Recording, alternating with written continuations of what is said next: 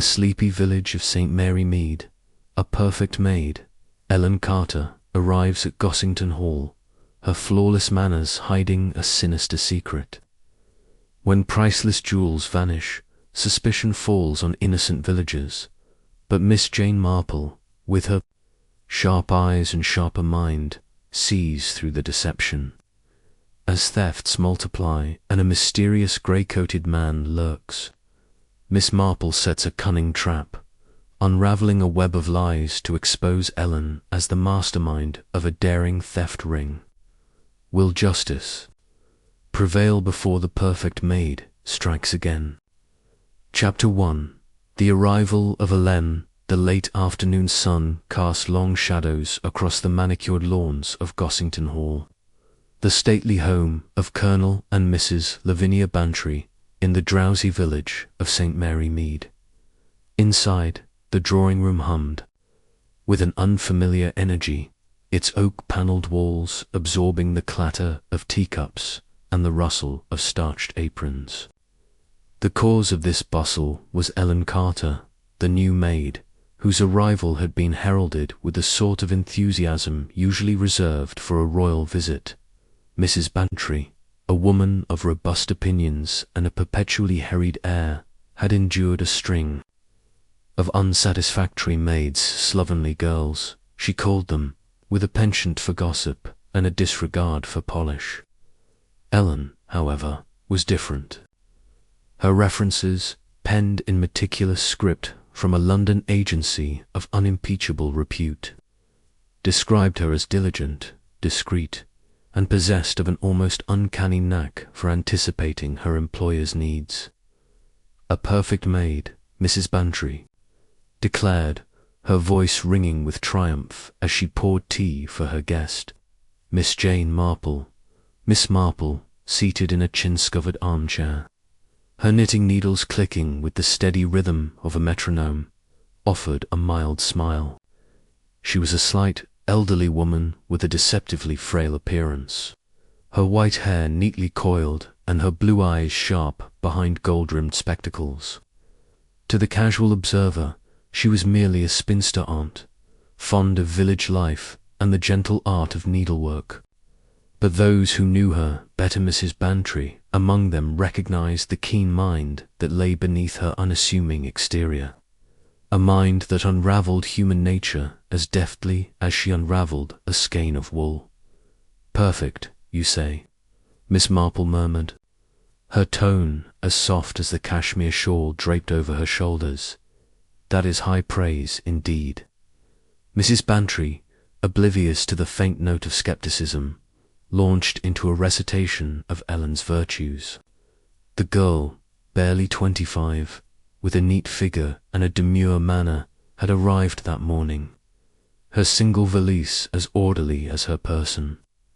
She had set to work at once, polishing the silver with a vigour that left the candelabra gleaming and arranging the linen cupboard with military precision. Even Colonel Bantry, a man who noticed little beyond his Times and his golf clubs, had remarked on the excellence of the breakfast tray.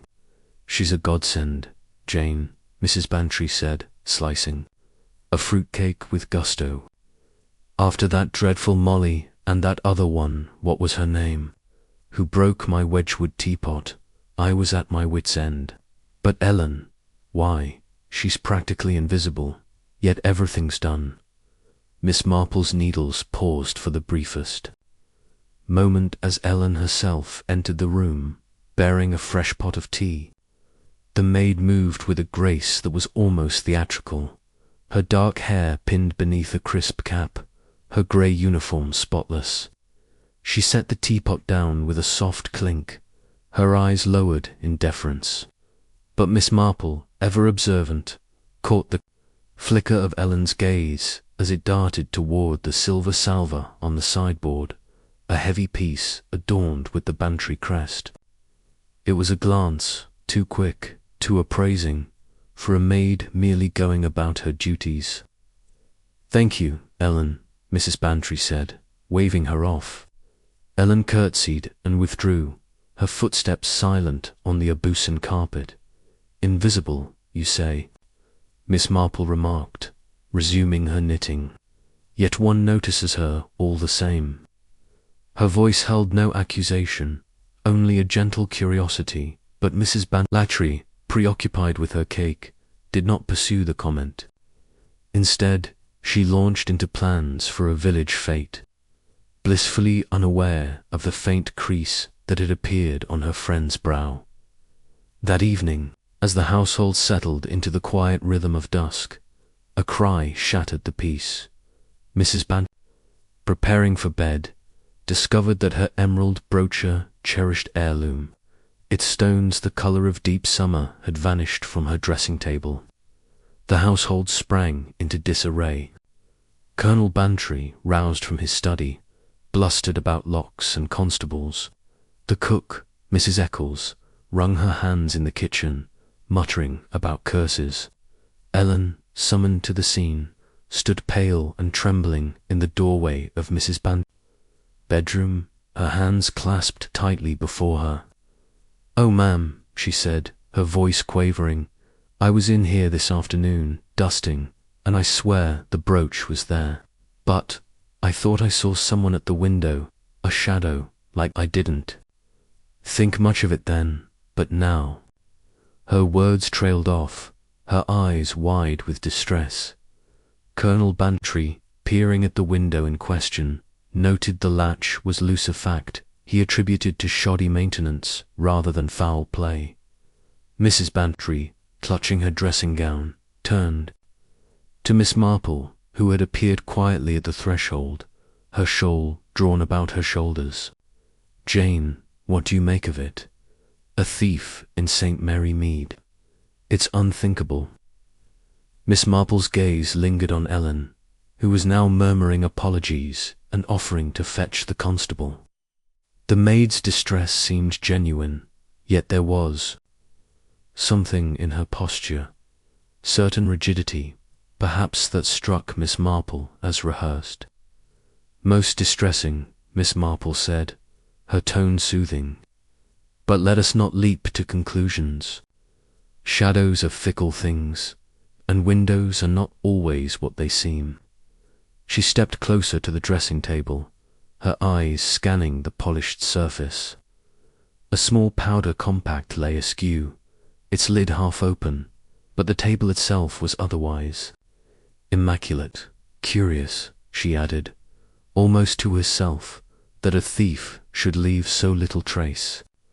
By the time the village constable arrived, puffing from his bicycle ride, suspicion had already begun to coalesce around Tomrig, the gardener's boy. A lanky youth of 17, Tom was known for his sullen silences and a tendency to loiter where he wasn't wanted. His boots, caked with mud, had been spotted near the rose beds beneath Mrs. Bantry's window that very afternoon. Ellen, questioned by the constable, repeated her tale of the shadowy figure, her voice steady now, her eyes downcast. "I couldn't say it was Tom, sir," she said, "but I did see someone, I'm sure of it." Mrs. Bantry, racked with nerves, retired to bed with a hot water bottle. Colonel Bantry muttered about calling in Scotland Yard. Miss Marple, however, returned to the drawing room, where she sat by the dying fire, her knitting untouched in her lap. The emerald brooch, the shadowy figure, Ellen's too perfect demeanour, these were pieces of a puzzle, and Miss Marple knew better than to force them together prematurely. "Perfection," she said softly, echoing her earlier words, "is often a mask." And with that she rose, her mind already turning to the subtle discrepancies that others, in their haste, might overlook. Chapter 2. The Village Whispers. The morning after the theft of Mrs. Bantry's emerald brooch, St. Mary Mead awoke to a sky heavy with clouds, as if the heavens themselves were brooding over the scandal at Gossington Hall. By 8 o'clock, the village was alive with whispers, each more fervent than the last. As news of the crime spread like wildfire through the butcher's shop, the post office, and the narrow lanes where women paused over their washing lines to exchange hushed speculations. A theft in St. Mary Mead, that bastion of respectability, was no small matter. A theft at the Bantrys, with their grand house and their impeccable standing, was nothing short of a sensation. And the shadow of suspicion, cast so swiftly upon Tom Rigg, the gardener's boy, gave the gossip a bitter edge. Miss Jane Marple, stepping lightly along the cobbled path to the village shop, felt the weight of those whispers as keenly as she felt the damp chill in the air. She wore her usual tweed coat, a scarf knotted neatly at her throat, and carried a wicker basket for the few errands she had invented as an excuse to observe the village's mood. Her eyes, bright and bird-like behind her spectacles, missed nothing. The furtive glances of Mrs. Price at the bakery, the way the postmistress, Miss Weatherby, lowered her voice when mentioning Tom's name, the cluster of men outside the Blue Boar who shook their heads as if the world had tilted off its axis. St. Mary Mead, for all its sleepy charm, had a pulse, and Miss Marple knew how to take its measure at the shop. Mrs. Hartnell, a woman of formidable presence and unyielding opinions, held court behind the counter, her apron straining against her ample bosom. "It's a disgrace," she declared to a small audience of villagers, her voice carrying over the tinkle of the shop bell as Miss Marple entered. "Tom Rigg, of all people. I always said that boy was trouble. Sulky, he is, and shifty-eyed. And those boots of his, caked with mud, right by Mrs. Bantry's window. Mark my words, he's the culprit." Miss Marple, selecting a tin of biscuits with deliberate care, said nothing, but her lips pursed slightly. She had known Tom Rigg since he was a freckled child, prone to stealing apples from the vicarage orchard, but hardly a master criminal.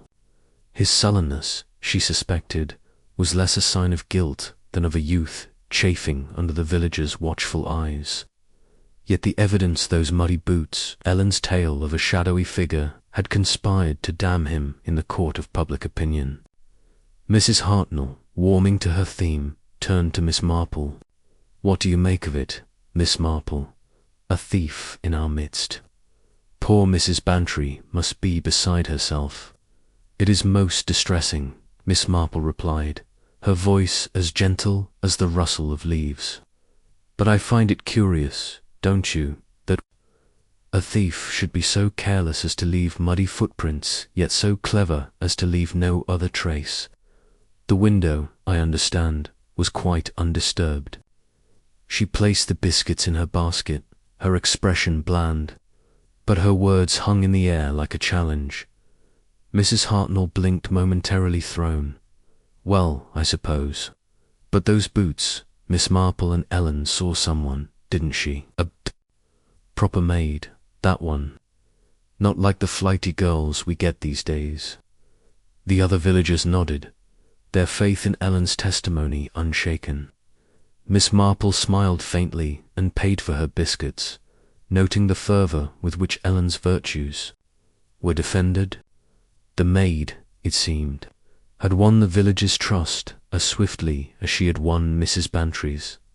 As Miss Marple left the shop, she encountered Tom's mother, Mrs. Rigg, hurrying along the lane, her face pale and her eyes red-rimmed. The woman clutched a worn shawl about her shoulders, her steps faltering as she saw Miss Marple. "Oh, Miss Marple," she said, her voice breaking, "you don't believe it, do you? My Tom, a thief. He's a good boy, just quiet-like. He'd never touch Mrs. Bantry's brooch." Her hands twisted the shawl, and Miss Marple, with a kindness that belied her sharp mind, patted her arm. There, Mrs. Rigg," she said. "We mustn't lose hope. The truth has a way of coming to light, you know." She did not mention the boots or Ellen's story, but her thoughts turned to them as she watched Mrs. Rigg shuffle away. Muddy boots were damning, yes, but they were also conveniently damning. And Miss Marple had long ago learned to distrust convenience in matters of crime. Her next stop was the vicarage, where she found the vicar, Mr. Clement, in his study, frowning over a sermon. His wife, Griselda, a young woman with a penchant for bright scarves and impulsive remarks, was sprawled on a sofa, flipping through a magazine. "Jane," Griselda exclaimed, leaping up, "have you heard about the Bantry's brooch? It's positively thrilling, like something out of a novel. Though poor Tom Riggs in a dreadful fix, isn't he?" Mr. Clement looked up, his mild face creased with concern. "It's a sad business," he said. "Tom's not a bad lad, but the evidence, Inspector Slack seems quite certain." At the mention of Inspector Slack, Miss Marple's lips twitched, though whether in amusement or disapproval was hard to say. The inspector, with his brisk manner and unwavering confidence, was a familiar figure in St. Mary Mead, but Miss Marple had often found his certainty to be more of a hindrance than a help. "I wonder," she said, settling into a chair, "what Inspector Slack makes of Ellen's story. A shadowy figure at the window is rather vague, don't you think? And yet she was so precise in her duties yesterday, Mrs. Bantry tells me. A most remarkable maid." Her tone was light, but Griselda, catching a glint in her eye, leaned forward. "Do you think Ellen's fibbing?" she asked, her voice a conspiratorial whisper. "Oh, Jane, that would be too delicious. A maid with secrets." Mr. Clement coughed, a gentle reproof. "Now, Griselda, we mustn't jump to conclusions. Ellen seems a respectable girl, and her references, Miss Marple interrupted softly, "can be arranged, you know. I once knew a case in my nephew's parish where a governesso, but that's neither here nor there." She broke off, her needles appearing almost by magic as she began to knit, the soft click of the needles filling the silence. Griselda, sensing a story, pressed for details, but Miss Marple only smiled and changed the subject to the vicarage garden. As she left the vicarage, Miss Marple's thoughts returned to Ellen. The maid's accent, she recalled, had struck her as odd the previous evening, not the soft, rounded vowels of the West Country that her references claimed, but a sharper, more clipped tone, with a hint of London's East End. It was a small thing, perhaps, but Miss Marple had built her reputation on small things. She made her way to Gossington Hall, where she found Mrs. Bantry in the morning room, surrounded by letters of condolence from neighbours who treated the theft as a personal bereavement.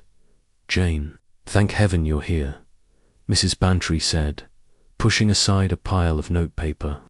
"I'm at my wit's end.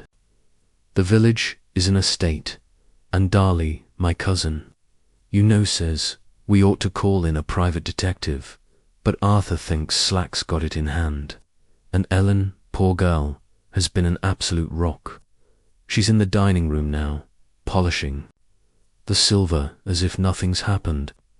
Miss Marple nodded, her eyes drifting to the doorway where Ellen could be glimpsed, her movements swift and precise as she buffed a candlestick. "She is very composed," Miss Marple said. "Might I have a word with her, do you think? Just to clarify her story about the window." Mrs. Bantry, eager for any action, summoned Ellen at once. The maid entered, her grey uniform immaculate, her face a study in deferential calm. "Yes, ma'am," she said, her eyes flickering briefly to Miss Marple before returning to Mrs. Bantry. "Miss Marple has a few questions. Ellen," Mrs. Bantry said, "about last night, you know." Ellen's hands clasped before her, the picture of obedience. "Of course, ma'am, I'll do my best." Miss Marple's smile was disarming, her voice as soothing as a lullaby. "It's only a small matter, Ellen. You mentioned seeing a shadow at the window yesterday afternoon. Could you tell me exactly what you saw, the shape, perhaps, or the time of day?" Ellen hesitated, just for a fraction of a second, but Miss Marple caught it. "It was hard to say," Miss Ellen replied. "The light was fading, and I was dusting the dressing table. I just saw a movement, like someone passing by outside. I thought it might be Tom, him being in the garden, but I couldn't swear to it." Her voice was steady, her words carefully chosen, but Miss Marple noted the way her fingers tightened against each other. "And the window itself," Miss Marple continued, "was it open? Or did you notice anything unusual about the latch?" "No," Miss Ellen said quickly. "It was shut tight. I checked it myself when I did the room." She met Miss Marple's gaze, her expression earnest, but there was a brittleness to her calm that Miss Marple found intriguing. "Thank you, Ellen," Miss Marple said, and the maid curtsied, retreating to her duties. Mrs. Bantry sighed, sinking back into her chair. "She's such a comfort, Jane. I don't know what I'd do without her." Miss Marple said nothing, but her mind was busy. The window, she knew from her inspection the previous night, had indeed been shut, its latch undisturbed, the sill free of any smudge or scratch. A thief climbing through would surely have left some mark, yet there was none. And Ellen's story, so vague about the shadow, yet so precise about the window's state, struck her as oddly inconsistent. She recalled a case from years ago, in a neighbouring village, where a servant had spun a similar tale to divert suspicion. That servant, too, had been perfect until she wasn't. Determined to test her suspicions, Miss Marple asked to see the garden where Tom's boots had been spotted. Colonel Bantry, grumbling but obliging, led her to the rose beds beneath Mrs. Bantry's window. The earth was soft from recent rain, and the imprints of Tom's boots were clear, a clumsy trail leading to the gravel path.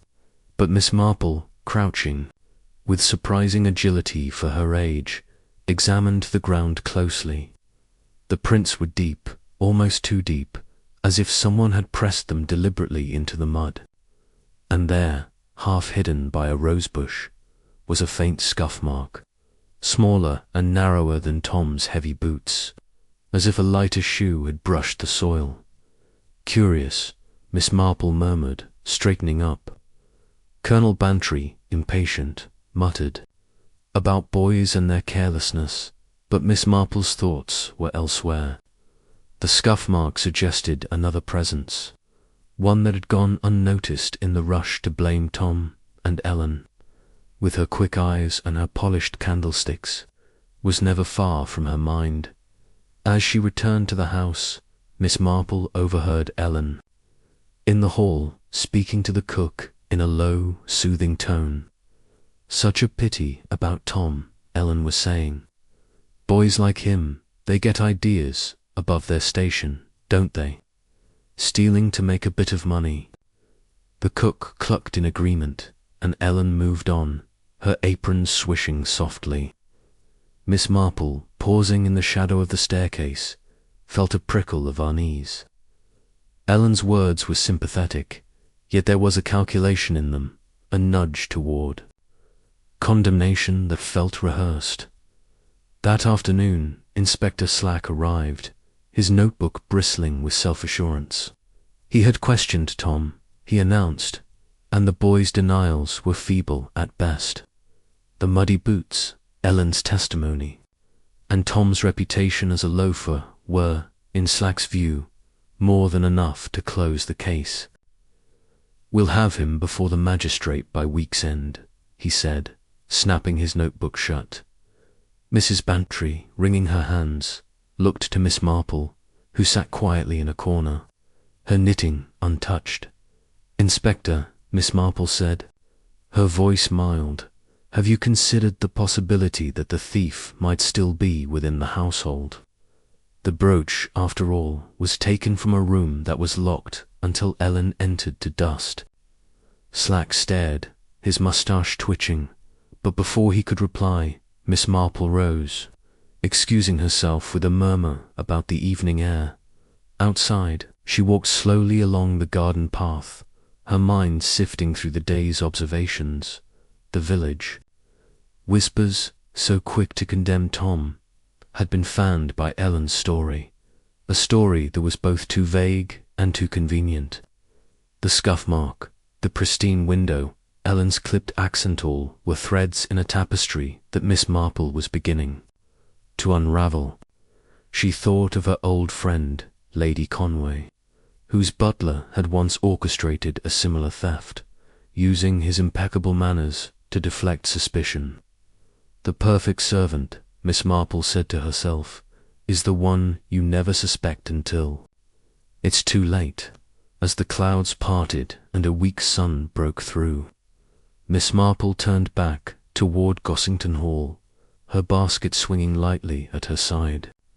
The village might whisper, and Inspector Slack might bluster, but she knew that the truth, like a well-tended garden, required patience to reveal its secrets, and Ellen Carter, with her flawless references and her shadowed glances, was a secret worth uncovering. Chapter 3. The Second Theft. The week following the theft of Mrs. Bantry's emerald brooch settled over St. Mary Mead like a fog, dampening spirits and sharpening tongues. The village, still reeling from the scandal at Gossington Hall, clung to its routines as if normalcy might erase the stain of crime. Yet the whispers persisted, threading through the tea shops and church pews, each retelling of Tom Rigg's supposed guilt more embellished than the last. Inspector Slack, with his bulldog tenacity, had interrogated the boy relentlessly, but Tom's stubborn denials, coupled with a lack of concrete proof beyond muddy boots, kept the case frustratingly open. Miss Jane Marple, meanwhile, moved through the village with her usual quiet grace, her knitting basket a constant companion, her mind as sharp as the needles within it. She had said little since her garden inspection, but her silence was not idleness. It was the stillness of a hunter waiting for the quarry to stir on a blustery Tuesday morning. As leaves skittered across the lawns of Gossington Hall, a second theft shattered the fragile calm. Colonel Bantry, a man whose life revolved around predictable pleasures, his morning paper, his evening whiskey, his polished gold cufflinks, discovered the latter missing from his study.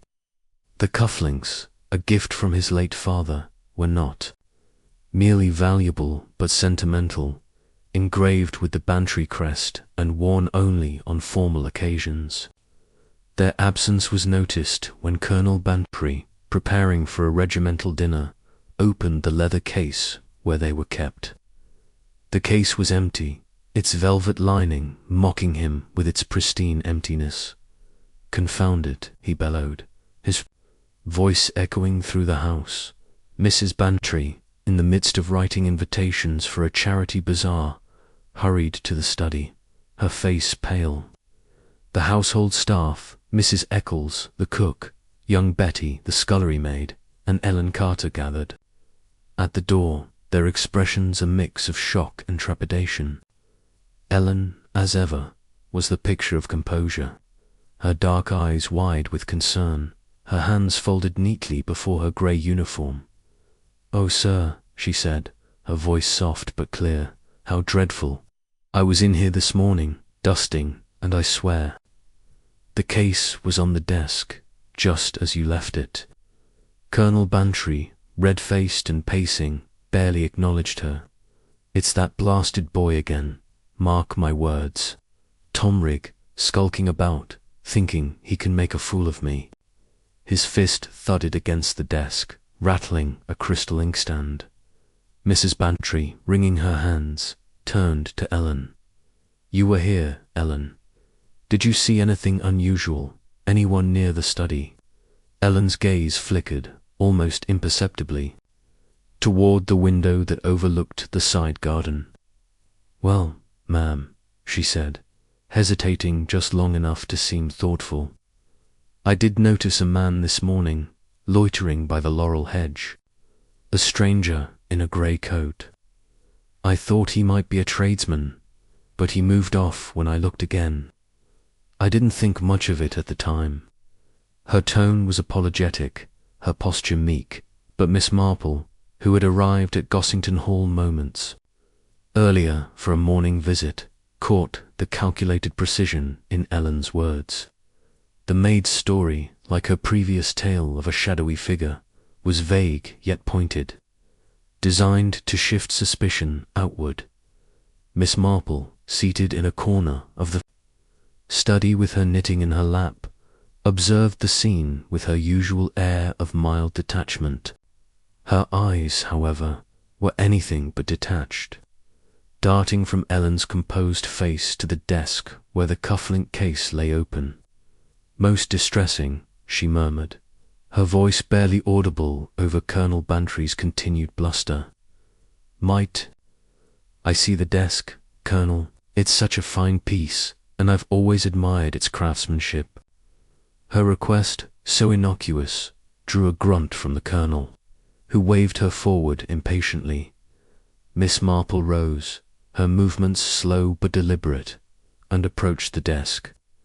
It was a heavy mahogany affair, its surface cluttered with papers, a silver cigarette case, and a brass paperweight shaped like a cannon. The cufflink case, small and unobtrusive, sat near the edge, its lid propped open. Miss Marple's fingers brushed the velvet lining, her touch light as a feather. She noted the absence of dust, the desk's polish gleaming under the morning light. "Ellen," she said, turning to the maid with a smile, "you do keep this room immaculate, not a speck out of place. Was the case open when you dusted this?" "Morning," Ellen blinked, her hands tightening briefly against her apron. "No, miss," she said. "It was closed, I'm sure of it. I didn't touch it, only dusted around it." Her voice was steady, but Miss Marple's question had unsettled her, if only for a moment. The old lady nodded, as if satisfied, and returned to her chair, her needles resuming their soft click. But her mind was far from idle. The desk, like Mrs. Bantry's dressing table, was too clean, too perfect. A thief, even a careful one, would surely have left some trace of smudge, a misaligned paper, yet there was nothing, and Ellen's claim of a grey-coated stranger, so neatly timed, struck her as a reprise of the shadowy figure at the window. It was, Miss Marple thought, almost theatrical. Colonel Bantry, meanwhile, had summoned Inspector Slack, who arrived with his usual bustle, his notebook already open. "Another theft, eh?" he said, striding into the study. "This is getting out of hand. I'll have that rig boy in cuffs by nightfall, you see if I don't." He listened to Ellen's account of the grey-coated man with a nod, scribbling furiously. "A stranger, you say? That's new. We'll have the village searched. Could be an accomplice, covering for Tom." His eyes narrowed, as if the case were already solved, and he barked orders to a young constable who hovered at the door. Mrs. Bantry, sinking into a chair, looked to Miss Marple with a mixture of despair and hope. "Jane, what do you make of it? 2 thefts in a week, and this. Stranger Ellen saw, could it be a gang, do you think?" Her voice trembled, and Miss Marple, setting aside her knitting, patted her hand. "It's too early to say, Dolly," she said, using Mrs. Bantry's Christian name with the familiarity of long friendship. "But I find it curious that both thefts occurred in rooms where Ellen was working. She is, as you say, a most efficient maid." Her tone was gentle, but Mrs. Bantry caught the faint undercurrent of doubt. She frowned, glancing toward the hall where Ellen was now assisting Mrs. Eccles with the luncheon preparations. Ellen, Mrs. Bantry said, her voice low. But she's been a godsend, Jane. Her references were impeccable, and she's so calm amidst all this chaos. Surely you don't think... She trailed off, unwilling to voice the suspicion that Miss Marple's words had planted. Miss Marple said nothing, only smiled and resumed her knitting. But her thoughts were racing. Ellen's efficiency, her composure, her perfectly timed observations, these were not the traits of an ordinary maid. Miss Marple recalled a case from her youth, in a grand house near Chipping Cleghorn, where a footman had orchestrated a series of thefts, using his polished demeanour to deflect suspicion. The footman, like Ellen, had been perfect, his references glowing, his manners flawless. Yet he had been the linchpin of a criminal ring, passing stolen goods to confederates in the nearby town. The memory, though distant, sharpened Miss Marple's focus. She needed more than suspicion. She needed proof. Determined to test Ellen's story, Miss Marple excused herself and slipped into the garden, where the laurel hedge Ellen had mentioned stood in a quiet corner of the grounds. The hedge was dense, its leaves glossy and untouched by the recent wind. Miss Marple, crouching with a care that belied her age, examined the ground beneath it. The soil was firm, undisturbed by footprints, and the grass showed no sign of trampling. A man loitering, as Ellen claimed, would surely have left some mark, a crushed leaf. A scuffed patch, yet there was nothing. Miss Marple straightened, her lips pursed. The absence of evidence was, in its own way, as telling as its presence. Returning to the house, she found Ellen in the dining room, arranging cutlery with a precision that bordered on artistry. The maid looked up, her expression polite but guarded. "Can I help you, miss?" she asked, her hands pausing over a silver fork. "Oh, I was just admiring the garden," Miss Marple said, her tone airy. "The laurel hedge is so well. You must have a clear view of it from the study window when you dust." She watched Ellen closely, noting the faint tightening of the maid's jaw. "Yes," Miss Ellen said, resuming her work. "It's a tidy spot. I only saw the man for a moment, like I told the inspector." Her voice was smooth, but Miss Marple sensed a wariness beneath it, as if Ellen were measuring her words. "Of course," Miss Marple said, smiling. "You have such a keen eye, Ellen. It's a rare gift." She turned to leave, but not before catching the brief flicker of unease in Ellen's eyes. It was a small thing, but Miss Marple had built her reputation on small things. That afternoon, as the village buzzed with news of the second theft, Miss Marple paid a visit to the Blue Boar, the local pub where gossip flowed as freely as the ale. The landlord, Mr. Pock, a stout man with a knack for remembering faces, greeted her with surprise. "Miss Marple, not often we see you here," he said, wiping a glass. "Come about the Bantry business, I'll wager." Miss Marple, settling at a corner table with a glass of ginger beer, smiled. "The village is full of talk. Mr. Pock, I wondered if you'd seen a stranger, lately, a man in a grey coat, perhaps loitering about." Her question was casual, but her eyes were sharp, watching the landlord's reaction. Mr. Pock scratched his chin, frowning. "A grey coat, you say? Can't say I have. Plenty of folk come through, but no one's stood out. Mind you, if he's the sort to pinch cufflinks, he'd keep his head down, wouldn't he?" He chuckled, but Miss Marple's thoughts were elsewhere. Ellen's great-coated man, like her shadowy figure, was proving elusive, a phantom conjured to divert attention. She thanked Mr. Pock and left, her mind turning to the bus timetable for Glenshire. a town 10 miles away known for its less savoury establishments. Back at Gossington Hall, Mrs. Bantry was in a state, torn between loyalty to her staff and fear of further losses. Arthur's talking about padlocks on every door, she confided to Miss Marple over tea, and Slack's got half the village looking for this man in the grey coat. But what if it's Tom again, Jane, or someone else entirely? Her hands fluttered, betraying her nerves. Miss Marple sipped her tea, her expression serene. "I think," she said, "we must look closer to home, Dolly. The cufflinks, like the brooch, were taken from a room where only a few had access. And Ellen, you'll agree, is always nearby." She paused, letting her words sink in. Mrs. Bantry's eyes widened, but before she could protest, Miss Marple continued, "Does Ellen ever leave the house alone? On her half-day, perhaps?" Mrs. Bantry blinked, caught off guard. "Why, yes, on Thursdays. She visits her aunt in Glenshire, or so she says.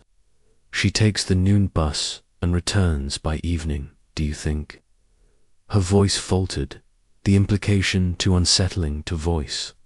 Miss Marple's smile was reassuring, but her mind was already planning.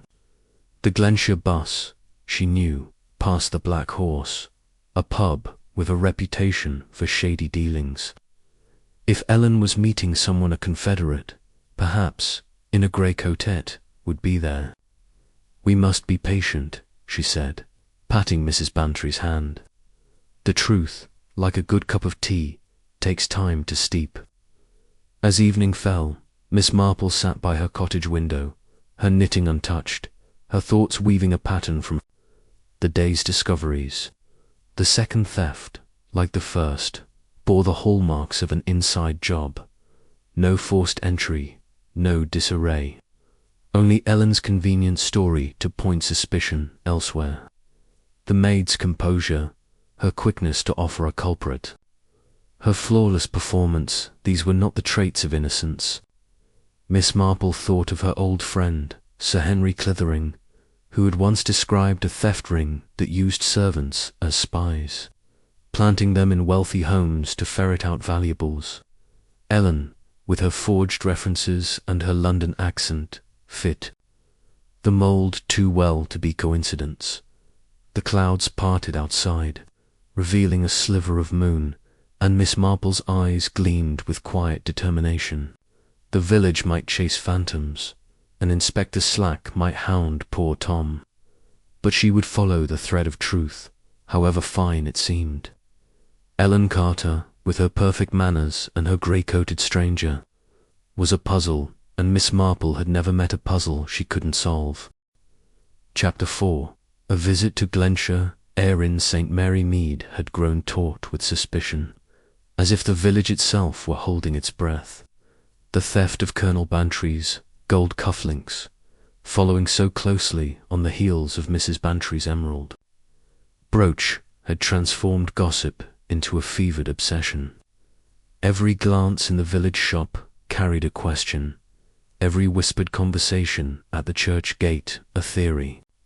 Tom Rigg, the gardener's boy, remained the prime suspect in the eyes of Inspector Slack, whose dogged pursuit of the lad had yielded no confession but plenty of ill will. The mysterious man in the grey coat, described so vividly by Ellen Carter, had become a phantom of local law, sought by constables and speculated upon by villagers, yet maddeningly absent from any verifiable sighting. Through it all, Miss Jane Marple moved with her customary quietude, her knitting needles clicking like a metronome, her mind weaving connections where others saw only chaos. By Wednesday morning, the clouds that had loomed over St. Mary Mead gave way to a pale, watery sun, casting a tentative light on the cobblestones and hedgerows. Miss Marple, dressed in her sensible tweed coat and a hat adorned with a single feather, announced her intention to visit Glenshire, a market town 10 miles distant. to Mrs. Bantry, who had invited her for morning coffee at Gossington Hall. She offered a vague excuse about needing new wool and a particular shade of embroidery thread unavailable in the village.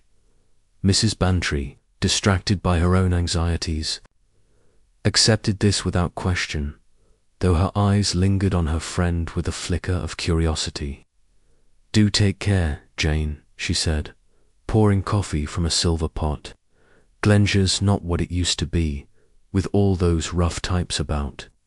Miss Marple smiled, her expression as bland as the biscuits on the tray.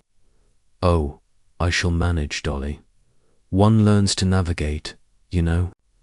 She did not mention her true purpose, to investigate Ellen Carter's half-day trips to Glenshire, where the maid claimed to visit an aunt. The bus timetable, which Miss Marple had memorized with the precision of a schoolgirl learning her catechism, showed that the noon service passed the Black Horse, a pub of dubious repute on the town's outskirts. If Ellen was meeting someone a Confederate, perhaps, in a grey coatette, would be there, and Miss Marple intended to find out.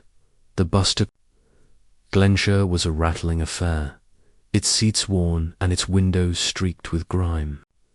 Miss Marple settled near the back, her wicker basket on her lap, her eyes scanning her fellow passengers with the casual interest of an elderly lady on an outing. There was Mrs. Price from the bakery, clutching a parcel of fabric, a young man in a cheap suit reading a racing paper, and a pair of schoolgirls giggling over a shared secret. None paid Miss Marple any mind, which suited her perfectly. Anonymity, she had long ago learned, was a detective's greatest ally. As the bus trundled through the countryside, passing fields of grazing sheep and the occasional stone cottage, Miss Marple's thoughts turned to Ellen. The maid's performance at Gossington Hall was flawless, in fact, for a girl of her supposed background, her references glowing with praise from a London vicar and a country squire, had struck Miss Marple as oddly uniform, as if penned by the same hand. Her accent, with its faint East End sharpness, clashed with the West Country burr her papers claimed, and her stories of a shadowy figure at the window, a grey-coated man by the hedge were too neatly crafted, each deflecting suspicion from herself while pointing it elsewhere. Miss Marple recalled a case from her nephew Raymond's circle, where a parlour-maid had used similar tactics to cover her thefts, passing jewels to a lover in a nearby town. The pattern was familiar, and Ellen, with her quick eyes and meticulous habits, fit it like a glove. The bus lurched to a stop at Glenshire Market Square, where stalls brimmed with vegetables, bolts of cloth, and the chatter of vendors. Miss Marple alighted, her basket swinging lightly, and made her way through the crowd with the air of a woman on a leisurely errand. She paused at a haberdashery to purchase a skein of blue woolmore for appearance than need, then turned her steps toward the Black Horse, which stood at the edge of town, its faded sign creaking in the breeze. The pub was a squat, uninviting building, its windows dim with years of neglect, its clientele a mix of labourers, drifters, and those who preferred their business conducted in shadows. Miss Marple, undaunted, pushed open the door and stepped inside. The interior was as gloomy as she'd expected, with a low ceiling stained by smoke and a bar scarred by countless glasses.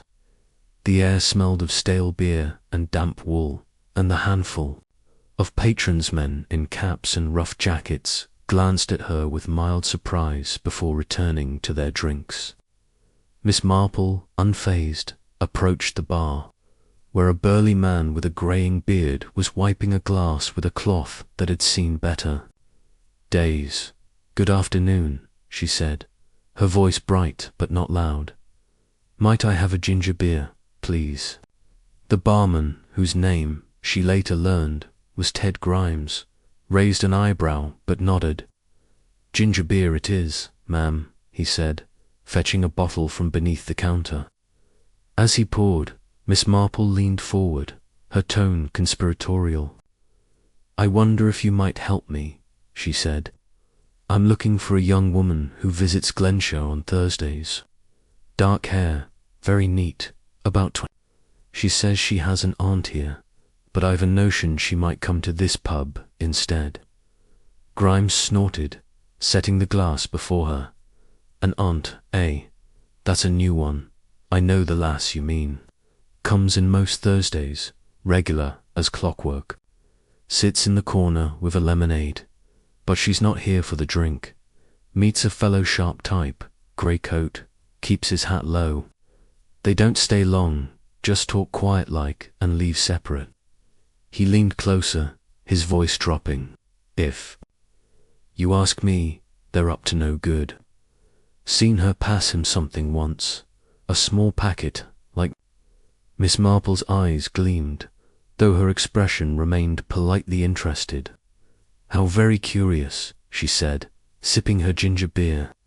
"And this Manders, he come here often, apart from Thursdays?" Grimes shook his head. "Only when she's here. Never seen him otherwise. Mind you, I don't ask questions. Folk like that, they don't take kindly to nosing about." He moved off to serve another customer, leaving Miss Marple to her thoughts.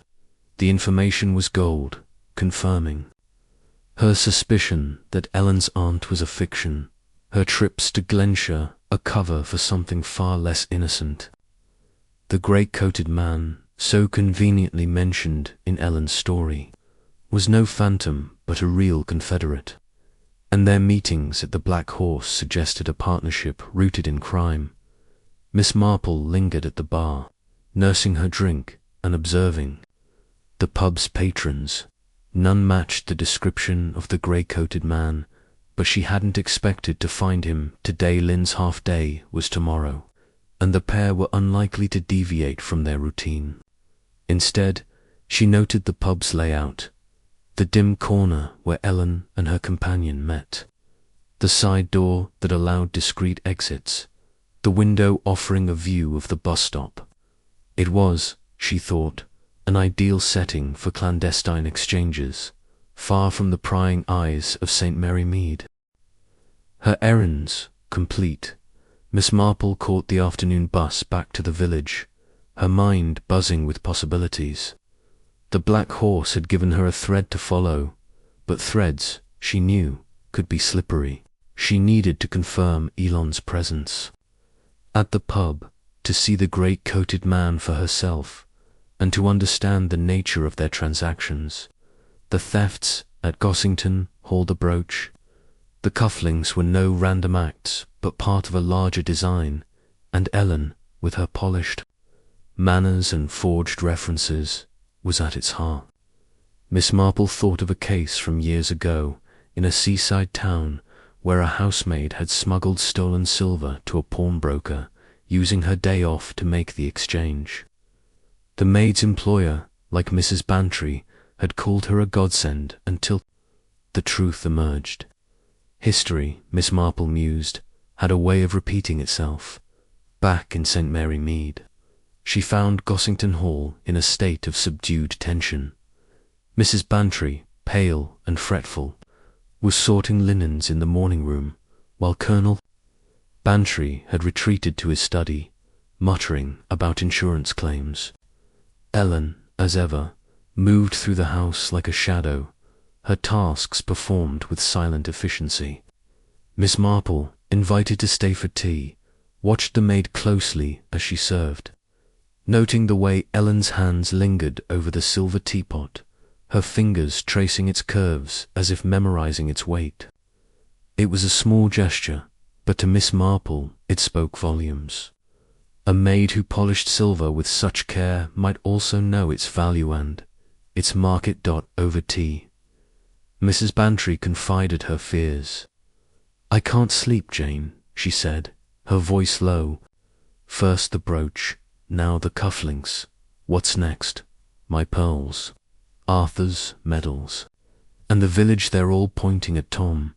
But what if it's this stranger Ellen saw? A gang, perhaps, watching the house. Her hands trembled, spilling a drop of tea onto the tablecloth. Miss Marple, stirring her own tea, spoke gently. "It's natural to fear the unknown, Dolly, but sometimes the answer is closer than we think. Ellen, for instance, she's been so helpful, hasn't she? Always in the right place, at the right time." Her tone was light, but her words carried a subtle weight, and Mrs. Bantry's eyes widened. "Ellen," she said, almost a whisper. But her references, Jane, they were perfect. "And she's so reliable. You can't mean," she trailed. Off her loyalty to her maid, warring with the seed of doubt Miss Marple had planted. "I mean only that we must be thorough," Miss Marple said, her smile reassuring. "Does Ellen ever mention her aunt in Glenshire? Her family, perhaps, or her life before she came here?" She asked the question casually, as if making conversation, but her eyes were sharp. Watching Mrs. Bantry's reaction, Mrs. Bantry frowned, thinking, "Not much, now you mention it. She said her aunt's poorly, that's why she visits. But she's private, you know, not one for chatter. I thought it refreshing after those gossipy girls we had before." She paused, her brow creasing. "Do you think there's something odd about her, Jane?" Miss Marple sipped her tea, her expression serene.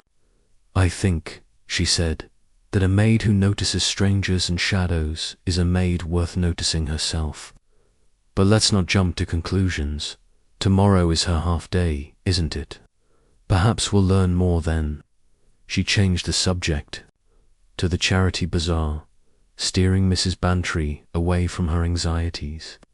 But her mind was already planning her next move.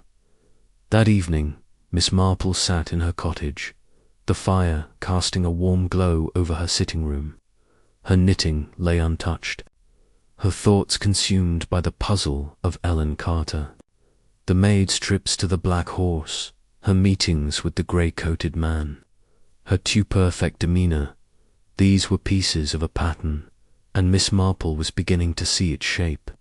She recalled a newspaper article from months ago about a theft ring operating out of London, using servants to infiltrate wealthy homes. The ring's leader, a man known only as the broker, had evaded capture, his network of accomplices scattered across the home counties. Could Ellen be one of his operatives, planted in St. Mary Mead to plunder the Bantry's treasures? The idea was bold, but Miss Marple had learned never to dismiss the bold as she prepared for bed. Miss Marple glanced at the bus timetable pinned to her writing desk. Tomorrow she would return to Glenshire, timing her visit to coincide with Ellen's half-day. She would watch the Black Horse, observe the maid's movements, and, if possible, identify the grey-coated man. The thefts at Gossington Hall were no isolated incidents, but part of a larger scheme, and Ellen, with her quick hands and quicker lies, was its linchpin. Miss Marple's lips curved in a faint smile as she turned down the lamp. The village might see only a perfect maid, but she saw a puzzle, and puzzles, in her experience, always had a solution.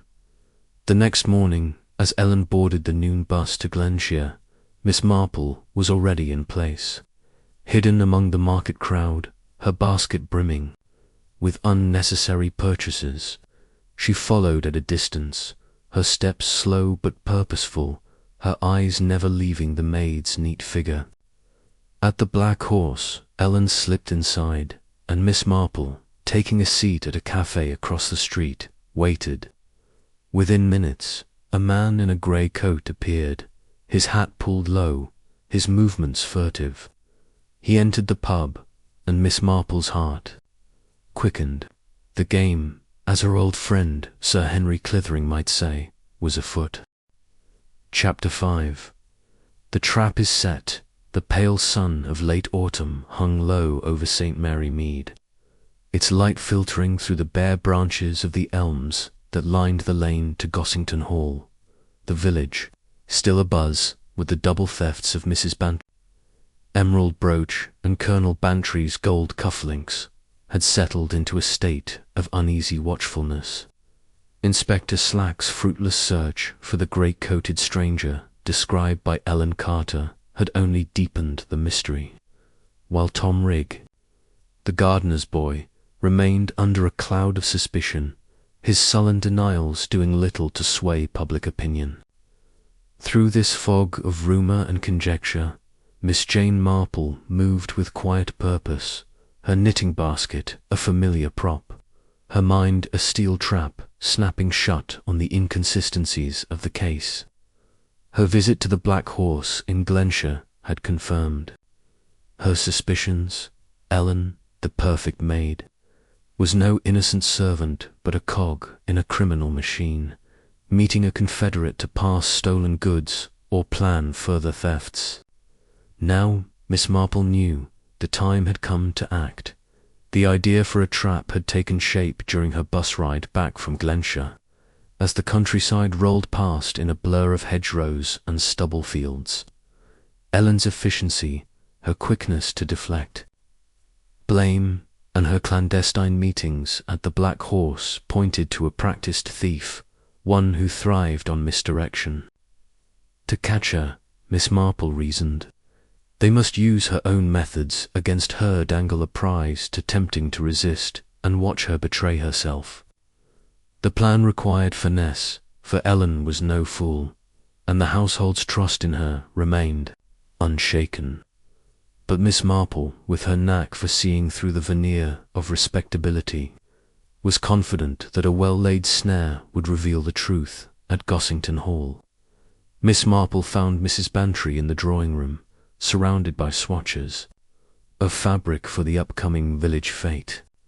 The fete, an annual affair of stalls, games, and genteel rivalry, was the perfect stage for her scheme, offering a public setting where Ellen's movements could be watched without arousing suspicion. Mrs. Bantry, her nerves frayed by the thefts, greeted her friend with a sigh. "Jane, I'm at my wit's end," she said, pushing aside a bolt of calico. "Arthur's talking about hiring a watchman, and the village won't stop whispering about Tom, and now Slack's chasing this greycoat man who might not even exist. What are we to do?" Miss Marple, settling into an armchair with her knitting, smiled reassuringly. "I have a thought, Dolly," she said, her voice as soothing as a lullaby. "The fete is this Saturday, isn't it?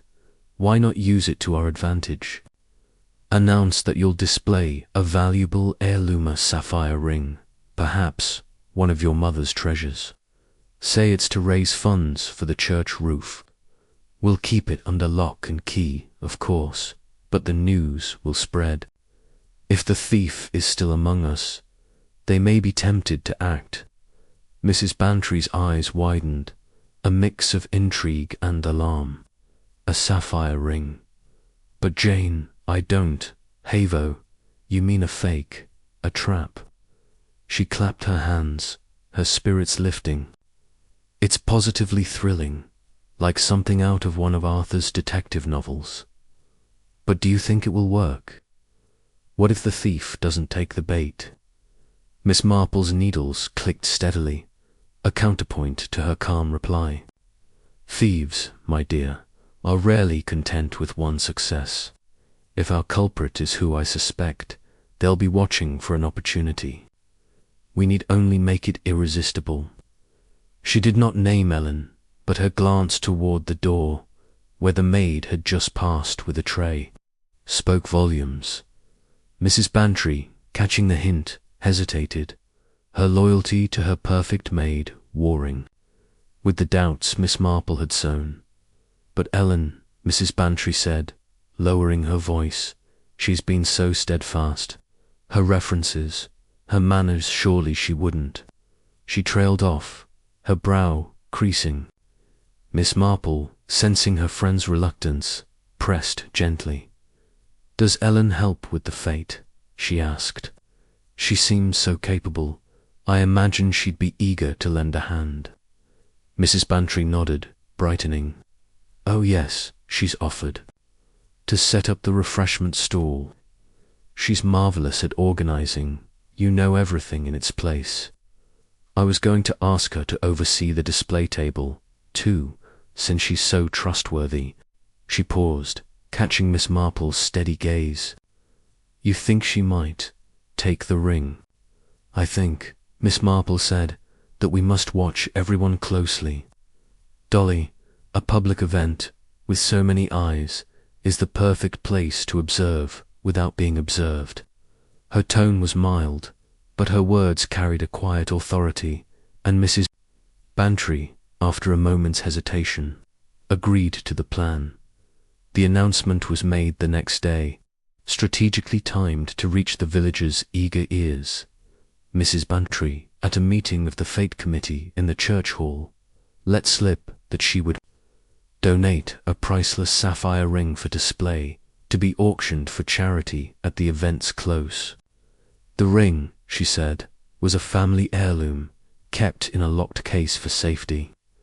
The news spread like ripples on a pond, reaching the butcher's, the post office, and, inevitably, the servants' quarters at Gossington Hall. Ellen, polishing silver in the pantry, overheard Mrs. Eccles relaying the story to Betty, the scullery maid. A sapphire ring, imagine, Mrs. Eccles said, her voice thick with awe. Mrs. Bantry's ever so generous. Ellen's hands paused over a candlestick, her face impassive but her eyes bright with interest. A ring, you say? She asked, her tone casual. That's kind of her. Will it be out for all to see? Mrs. Eccles, oblivious to the maid's intensity, nodded, launching into a description of the fate's plans. Miss Marple, who had slipped into the hall to deliver a bundle of knitted scarves for the craft stall, caught the exchange from the doorway. She noted the way Ellen's fingers tightened on the candlestick, the faint flush that rose to her cheeks. The bait, it seemed, had been noticed to ensure the trap's success. Miss Marple enlisted Inspector Slack, a task requiring all her tact. The inspector, bristling with frustration over the stalled case, was skeptical when she called at the police. Station her basket swinging lightly. A fake ring, Miss Marple, he said, his moustache twitching. Sounds like a lot of fuss for nothing. I've got my eye on young Rig, and I'm not far off nabbing that grey-coated fellow, either. Miss Marple, undeterred, fixed him with her mildest smile. Of course, Inspector, your methods are most thorough. But consider, a thief bold enough to strike twice may strike again, especially with such a prize on offer. If you station a few constables at the fete discreetly, mind they might catch our culprit in the act. Her tone was deferential, but her logic was ironclad, and Slack, grumbling, agreed to provide 2 plainclothes officers. Mind you, he added, if this goes wrong, it's on your head. Saturday dawned bright and crisp, the village green transformed into a patchwork of stalls and bunting. The fete was a hive of activity. Children darted between games of hoopla and coconut shy. Women in flowered hats bartered over jam jars, and the vicar, Mr. Clement, delivered a rambling speech about community spirit. At the centre of the green stood the display table, where a locked glass case held the sapphire ring, a cunning bauble of blue glass, crafted by a local jeweller at Miss Marple's request. The case, reinforced with a sturdy lock, was flanked by vases of chrysanthemums, its contents gleaming under the sunlight. A small placard announced the ring's charitable purpose, drawing a steady stream of curious onlookers. Ellen, true to her role, had been tasked with guarding the display, a duty she performed with her usual efficiency. She stood by the table, her grey uniform pristine, her demeanour calm but attentive, answering questions from villagers with a polite smile. Miss Marple, mingling with the crowd, kept her at the edge of her vision, noting the maid's every move. Ellen's eyes, she observed, strayed often to the glass case, lingering on the lock with a focus that was not entirely professional. Yet her behavior was impeccable, her hands never straying near the case. Her posture, that of a loyal servant. Mrs. Bantry, bustling about with a clipboard, was a bundle of nerves, her eyes darting between the stalls and Miss Marple. "It's going splendidly, Jane," she whispered during a brief pause, "but I'm terrified. What if the thief strikes? Or what if they don't, and we're back to square one?" Her voice quavered, and Miss Marple, patting her arm, murmured reassurances. "Patience, Dolly," she said. "A trap is only as good as the moment it springs." Her gaze, however, was fixed on a figure at the tambola stall, a man in a grey coat, his hat pulled low over his brow. He was lean, with a sharp jaw and restless hands, and his attention seemed less on the prizes than on the display table across the green. Miss Marple's heart quickened. The grey-coated man, Ellen's confederate from the Black Horse, had taken the bait. The fete rolled on, its rhythm unbroken by the undercurrent of tension. Children squealed, the brass band played a jaunty tune, and the scent of toffee apples hung in the air. At 3 o'clock, the mock auction for the ring was announced. A ceremonial moment to draw the crowd's attention. Mrs. Bantry, taking the makeshift stage, unlocked the glass case with a flourish, lifting the bauble to gasps of admiration. Ellen stood nearby, her face a mask of dutiful interest, but Miss Marple, watching from the crowd, saw the maid's eyes flicker toward the grey-coated man, who had edged closer to the table.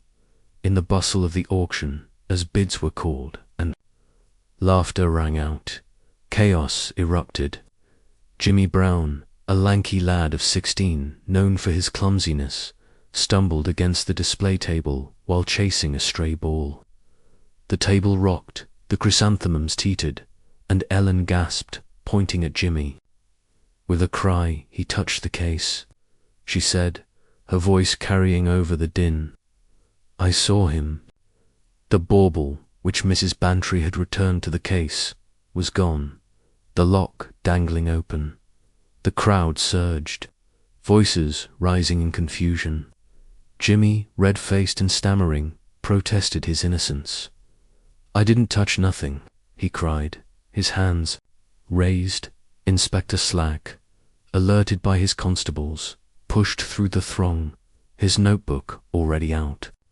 "What's this, then?" he barked, seizing Jimmy by the arm. "Another thief, eh?" Mrs. Bantry, clutching the empty case, looked to Miss Marple, her eyes wide with panic. But Miss Marple, her expression serene, was watching Ellen, the maid's. Distress seemed genuine. Her hands trembled. Her voice quavered, but there was a theatrical quality to it, a performance honed by practice. The grey-coated man, Miss Marple noted, had slipped to the edge of the crowd, his movements casual but purposeful, as if preparing to vanish. "Inspector," Miss Marple said, stepping forward, her voice cutting through the clamour, "might I suggest a search of the area? The ring may have fallen in the confusion." Her tone was mild, but her eyes were sharp, and Slack, though irritated, nodded to his constables. The search was brief and fruitless. The bauble was nowhere to be found. Jimmy, near tears, was led to a bench, still proclaiming his innocence. Ellen, comforting Mrs. Bantry, murmured apologies, her face pale but composed. Miss Marple, however, was undeterred.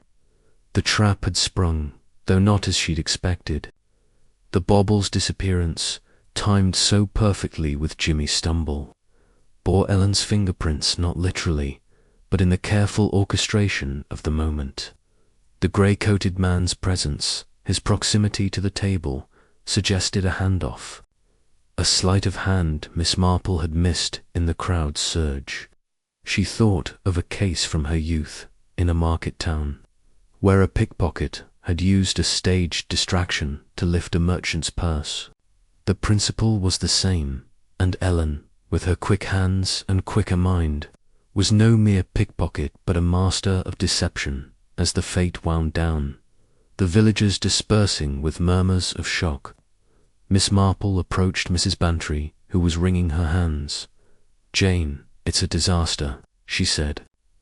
"Poor Jimmy Doo. You think he took it? Or was it that man Ellen saw? Oh, I don't know what to believe." Miss Marple's smile was reassuring, but her mind was already planning the next step. "We've learned something today, Dolly," she said. "The thief is bold, but not infallible, and I suspect we're closer to the truth than they realize."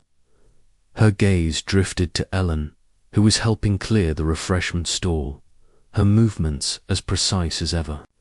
The maid, Miss Marple knew, had overplayed her hand, and the grey-coated man, now vanished from the green, was the key to unravelling her scheme. That evening, as the village settled into twilight, Miss Marple sat in her cottage, her knitting untouched, her thoughts racing. The fate had been a gamble, but it had exposed Ellen's methods. The stage distraction, the scapegoat, the swift transfer of the prize. The bauble, though worthless, had served its purpose, drawing the thief into the open. Now, Miss Marple needed to trace the grey-coated man, to catch Ellen in a lie she couldn't escape. She recalled a story from her friend Sir Henry Clavering about a jewel thief who used public events to mask his thefts, relying on accomplices to spirit the goods away. Ellen's role, Miss Marple suspected, was similar, her perfect façade a shield for a criminal mind. As she prepared for bed, Miss Marple glanced at her notebook, where she'd jotted details of the case: Ellen's Glenshire trips, the man, the pristine crime scenes. The pieces were falling into place. But one move remained to confront Ellen's confederate and break the chain of deception. Tomorrow she would return to the Black Horse, armed with the knowledge of the fate's events. The trap had been set, and though the quarry had slipped through, Miss Marple was patient. Truth, like a well-tended garden, bloomed in its own time, and Ellen Carter's time was running out. Chapter 6. The Grey-Coated Man. The aftermath of the village fete hung over St. Mary Mead like a lingering mist, dampening the usual cheer of its lanes and cottages. The disappearance of the sapphire ring, a mere glass bauble, though the village did not know it had sparked a fresh wave of speculation. With poor Jimmy Brown, the clumsy lad accused by Ellen Carter, now bearing the brunt of whispered accusations. Inspector Slack, his patience worn thin by the string of unsolved thefts, had hauled Jimmy to the police station for questioning, though the boy's tearful denials and lack of evidence left the case frustratingly open. The grey-coated man, glimpsed by Miss Jane Marple at the fete, had vanished into the crowd, leaving only questions in his wake. Yet for Miss Marple, the fete had been a triumph, not a failure. The trap, though it had not caught Ellen outright, had exposed her methods. The stage distraction, the scapegoat, the swift handoff to her confederate. Now, armed with certainty, Miss Marple turned her sights on the grey-coated man, the missing piece of the puzzle that would unravel Ellen's carefully woven deception. The morning after the fete, a Sunday, found St. Mary Mead cloaked in the quiet reverence of the Sabbath. Church bells tolled, summoning villagers to the stone chapel where Mr. Clement would deliver his sermon. Miss Marple, dressed in her best black coat and a hat adorned with a modest spray of violets, attended the service. As always, her prayer book open but her mind elsewhere. She noted Ellen's absence from the congregation unusual for a maid, so keen to maintain appearances, and filed the observation away. After the service, as villagers lingered in the churchyard to exchange pleasantries, Miss Marple slipped away, her steps purposeful despite her unhurried gait. She had a plan, one that required boldness and precision, and it began with a return to Glenshire, where the Black Horse pub held the key to Ellen's secrets. The noon bus to Glenshire was less crowded than on her previous visit, its passengers a mix of Sunday travellers and market stragglers. Miss Marple settled near a window, her knitting basket on her lap, her eyes scanning the passing landscape with deceptive idleness. The fate had confirmed her suspicions. Ellen was not acting alone, but as part of a coordinated effort, passing stolen goods to the grey-coated man during her half-day trips. The baubles theft, orchestrated with Jimmy's stumble as a diversion, suggested a practiced routine, one honed in other households before Gossington Hall. Miss Marple recalled a case from her friend, Sir Henry Clethering's days at Scotland Yard, where a gang of thieves had used servants to infiltrate wealthy homes, their leader orchestrating the thefts from a discreet distance. The grey-coated man, she suspected, was Ellen's link to such a figure, and catching him would break the chain. At Glenshire, Miss Marple alighted in the market square, where the stalls of the previous week had given way to a quieter scene of closed shutters and scattered litter. She made her way to the Black Horse, her basket swinging lightly, her demeanour that of an elderly lady on a harmless errand. The pub was, as she remembered it, squat and uninviting, its windows dim, its air thick with the scent of stale beer and tobacco. Inside, a handful of patrons nursed their pints, their conversation a low murmur. Ted Grimes, the barman, looked up as she entered, his greying beard framing a faint smile. "Back again, ma'am," he said, wiping a glass. "Ginger beer, is it?" Miss Marple nodded, settling at a corner table with a view of the side door. "You have a good memory, Mr. Grimes," she said, her tone warm but probing. "I wonder if you've seen that young woman, again the dark-haired one, who meets a man in a grey coat, or perhaps the man himself."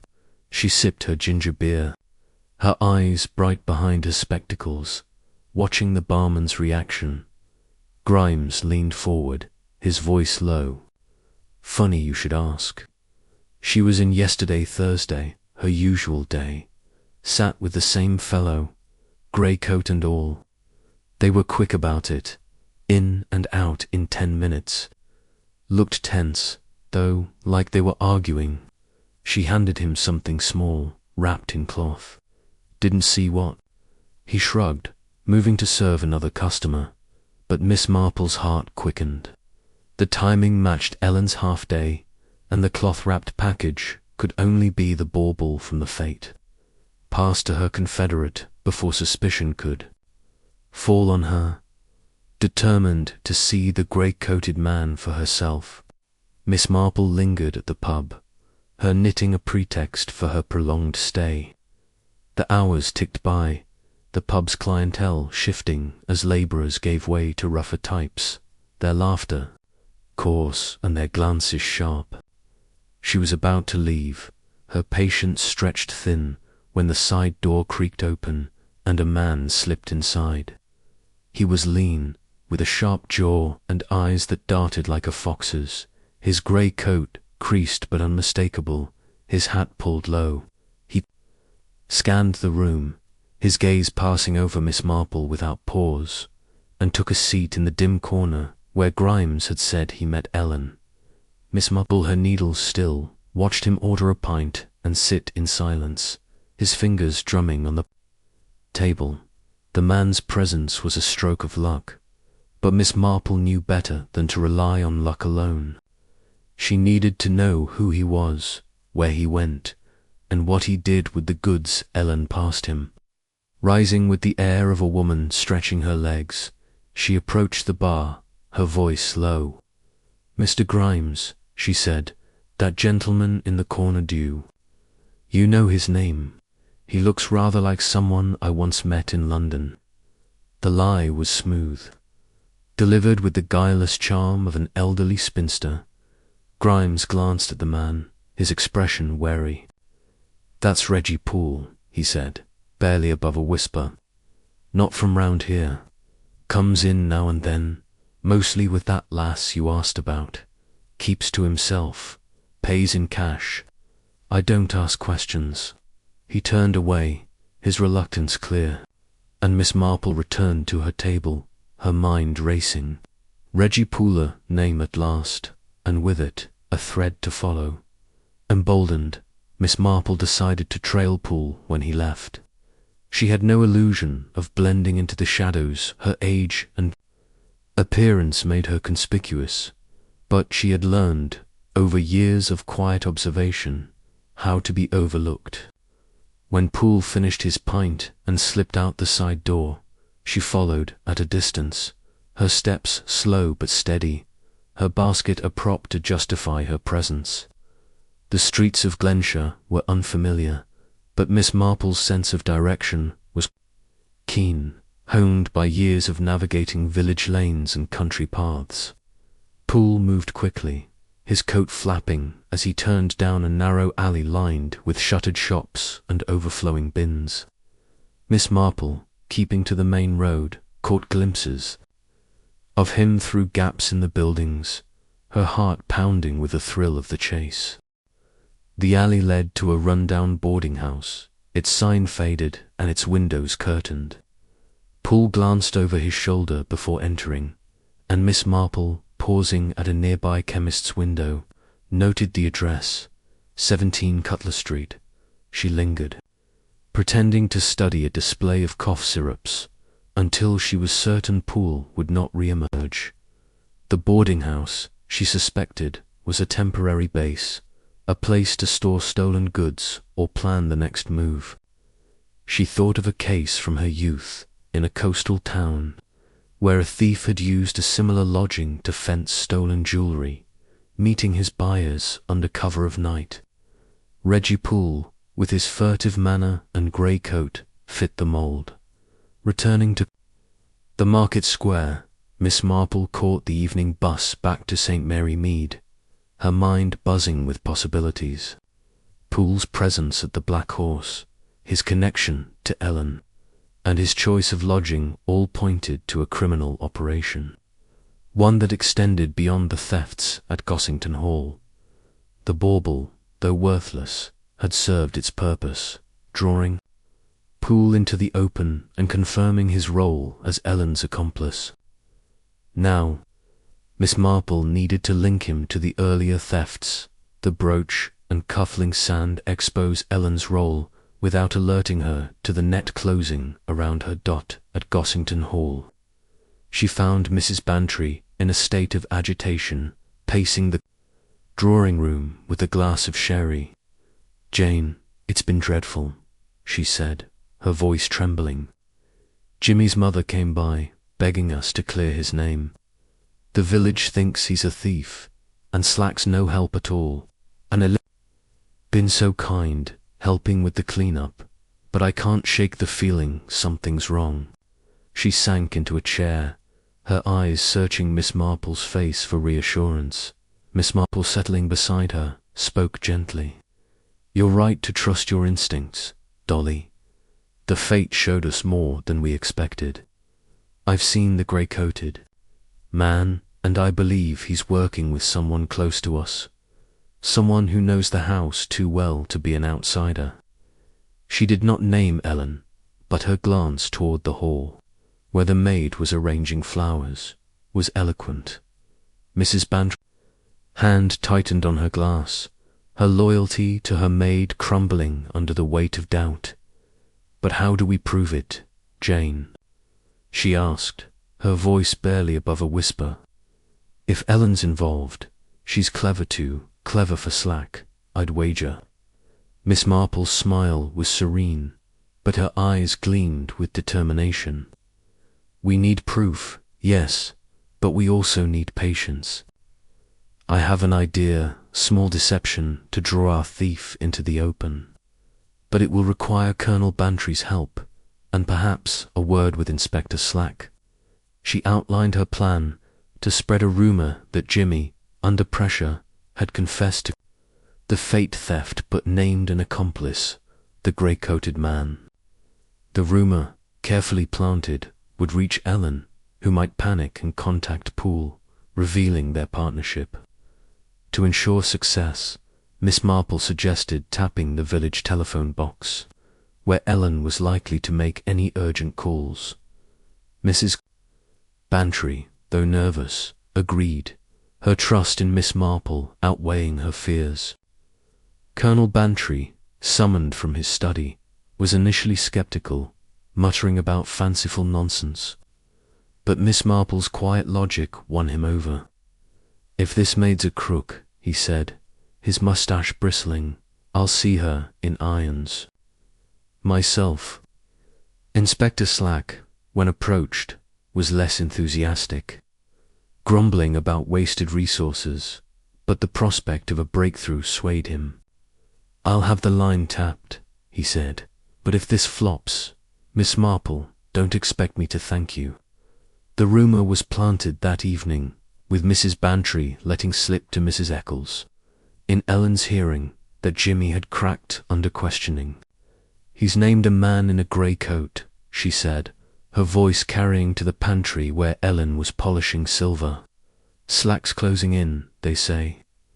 Ellen's face remained impassive, but Miss Marple, lingering in the hall with a pretext of admiring the roses, saw the maid's hands falter, a spoon clattering softly against the tray.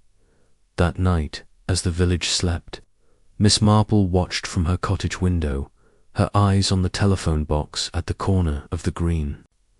At 10:30, a figure slipped from Gossington Hall, moving swiftly through the shadows. It was Ellen, her cap discarded, her movements furtive. She entered the box, and Miss Marple, though too far to hear, knew the call was to Poole. The tapped line, monitored by Slack's constable, captured a brief exchange. "They're on to you," Ellen hissed. "Clear out, now." The call ended, and Ellen hurried back to the house, unaware of the eyes watching her dot. By morning, Slack had his man. Reggie Poole, roused from his bed at 17 Cutler Street, was arrested with a stolen watch in his pocket, a trinket from a previous theft, not linked to the Bantrys, but damning nonetheless. He snarled at the constables, refusing to name his partner, but Miss Marple, informed of the arrest, was unperturbed. Poole's capture was a step, not the end. Ellen, she knew, was the true prize, and the maid's late-night call had betrayed her.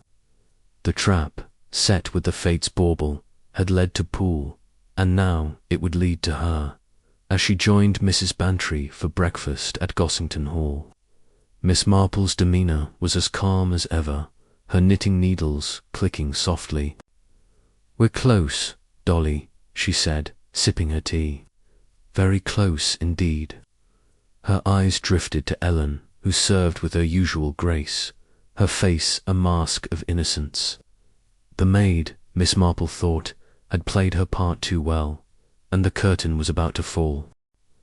Chapter 7. The false confession. The arrest of Reggie Poole in Glenshire sent a ripple of shock through St. Mary Mead, though the village remained blissfully unaware of the full extent of the drama unfolding in its shadow. The thefts at Gossington, Whole Mrs. Bantry's emerald brooch, Colonel Bantry's gold cufflinks, and the glass bauble masquerading as a sapphire ring at the fate head left the community on edge, its trust in the familiar rhythms of village life shaken. Inspector Slack, buoyed by the capture of Poole, was convinced the case was nearing its end. though his focus remained stubbornly fixed on Tom Rigg and Jimmy Brown as potential accomplices. Miss Jane Marple, however, saw the truth with crystalline clarity. Poole was merely a cog in a larger machine, and Ellen Carter, the perfect maid, was its driving force. The telephone call Ellen had made from the village box, warning Poole to flee, had been the crack in her façade, and Miss Marple intended to widen it with a carefully crafted deception. The morning after Poole's arrest, St. Mary Mead woke to a sky streaked with gold, the autumn air crisp and sharp. Miss Marple, dressed in her usual tweed coat and a scarf of soft grey wool, made her way to Gossington Hall, her knitting basket swinging lightly at her side. The household was in a state of subdued turmoil. Mrs. Bantry, pale and restless, was sorting correspondence in the morning room, while Colonel Bantry, barricaded in his study, muttered about the incompetence of the police. Ellen, as ever, moved through the house with silent efficiency, her grey uniform immaculate, her face a mask of serene competence. Yet Miss Marple, watching her serve tea with the precision of a clockmaker, noted a faint tension in her movements, tightness in her jaw, a flicker in her eyes that betrayed her unease. Mrs. Bantry greeted Miss Marple with a mixture of relief and anxiety. "Jane, you've heard about this man they've caught," she said, setting aside a pile of letters. "Slack says he's a thief found with a stolen watch, but he won't say who he's working with. Do you think he's the grey-coated man Ellen saw? Oh, I can't bear this uncertainty." Her hands fluttered, betraying her nerves, and Miss Marple, settling into an armchair, offered a reassuring smile. "It's a step forward, Dolly," she said, her voice as soothing as the click of her knitting needles. "But we must be careful, not to see only what we're meant to see. The man in Glenshire is important, yes, but the heart of this matter lies closer to home." Her eyes drifted to the doorway, where Ellen had just passed with a tray of silver, and Mrs. Bantry, catching the hint, frowned. "Ellen," she said, her voice low, "you've hinted before, Jane, but I can't believe it. She's been a rock through all this polishing, organizing, never a complaint, and her references were so splendid. Her loyalty to her maid was wavering, but not yet broken, and Miss Marple, with the patience of a gardener tending a delicate plant, pressed gently. References can be crafted, my dear, she said, and perfection is often a disguise. I propose a small tester rumour, carefully spread, to see how our thief reacts. If we're right, it will stir the waters. She outlined her plan, to let slip that Tom Rigg, under renewed pressure from Inspector Slack, had confessed to the thefts but named an accomplice not Jimmy Brown, but the grey-coated man now in custody. The rumour, if it reached Ellen, would likely provoke her to act, either by contacting Poole again or by making a mistake that would expose her, to ensure the rumours spread. Miss Marple suggested Mrs. Bantry mention it casually in Ellen's presence, while Miss Marple herself would inform Mrs. Eccles, the cook, whose love of gossip was matched only by her love of pastry. Mrs. Bantry, though nervous, agreed, her trust in Miss Marple outweighing her doubts. It feels so underhanded, she said, twisting her rings, but if Ellen's innocent, it won't harm her, will it? And if she's not, she trailed off, the possibility too unsettling to voice. Miss Marple, her needles pausing, nodded. It's a necessary step, Dolly. The truth, like a buried root, must sometimes be coaxed into the light. Her tone was gentle, but her eyes were sharp, already anticipating Ellen's reaction. She thought of a case from years ago, in a manor near Much Benham, where a valet had been unmasked by a similar ruse, his panic at a false confession revealing his guilt. Ellen, she suspected, would be no less vulnerable. The rumor was planted that afternoon. With the precision of a chess move, Mrs. Bantry, in the dining room where Ellen was arranging cutlery, let slip to Mrs. Eccles that Tom had cracked at. Last, he's admitted to the brooch and the cufflinks, she said, her voice carrying just far enough. But he says he had helper man in a grey coat, the one Slack's caught in Glenshire. They're closing in, thank heavens. Mrs. Eccles gasped, her hands flour-dusted from rolling dough, and Ellen, polishing a fork, froze for a fraction of a second. Miss Marple, lingering in the hall with the pretext of delivering a fate donation, caught the momenta fleeting pallor, a tightening of the maid's fingers before Ellen resumed her task, her face impassive. Later, Miss Marple visited the kitchen, where Mrs. Eccles was kneading bread with gusto. Such a to-do at the hall, Miss Marple said, her tone confiding. I hear young Tom's confessed, naming a man in a grey coat.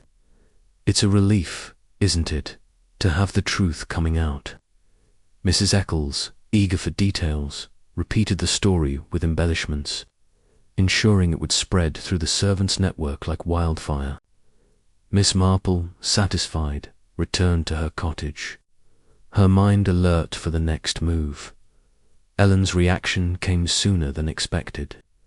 That evening, as dusk settled over the village, Miss Marple took her usual stroll, her scarf wrapped tightly against the chill. From the corner of the green, she watched the telephone box, its glass panes glinting under a street lamp. At 9 o'clock, a figure emerged from Gossington Hall, moving swiftly through the shadows. It was Ellen, her cap discarded, her coat buttoned high. She entered the box, her movements hurried, and Miss Marple, hidden by a yew hedge, waited.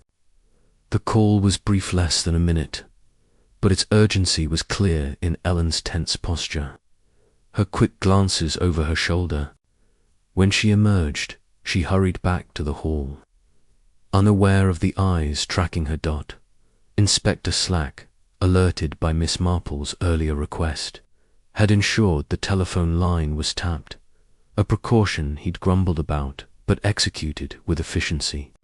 The constable monitoring the call reported its contents to Slack, who relayed them to Miss Marple the next morning at the police station. She said, "They're on to you." "Clear out," Slack said, his notebook open, short and sweet. "But it's enough to show she's in deep." The call went to a boarding house in Glenshire Pools Place, though he's already in custody. She didn't know that, of course. He smirked, pleased with the breakthrough, but Miss Marple's expression remained serene. "It's a start, Inspector," she said, her voice mild. "But we mustn't stop at the accomplice. The one who planned these thefts, who planted the clues, is still at large and still dangerous." She did not name Ellen, but Slack, catching her drift, nodded, his earlier skepticism giving way to grudging respect.